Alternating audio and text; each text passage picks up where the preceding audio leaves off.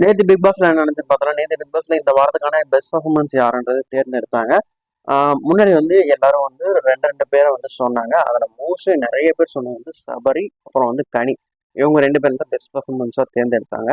அடுத்தது வந்து ஆல்ரெடி வந்து கம்ருதீன் இருக்காரு. ஸோ இவங்க 3 பேரும் தான் கேப்டன்சி டாஸ்க் வந்து விளையாட போறாங்கன்னு சொல்லிட்டு பிக் பாஸ் வந்து சொன்னாரு. பெஸ்ட் பெர்ஃபார்மன்ஸ் தேர்ந்தெடுத்த மாதிரி ஒர்ஸ்ட் பெர்ஃபார்மன்ஸும் தேர்ந்தெடுத்தாங்க. முன்னாடி வந்து சொன்னாங்க.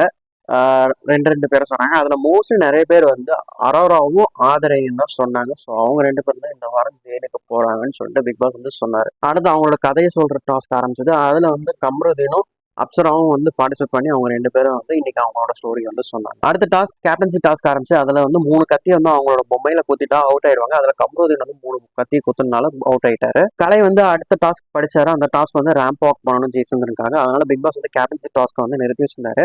ரேம்ப் வாக் எல்லாரும் பண்ணாங்க. எஃப்ஜேயும் ஆதரையும் தான் அந்த ரேம்ப் வாக்ல வின் பண்ணாங்க. நேற்று இதோட பிக் பாஸ் முடிஞ்சுச்சு.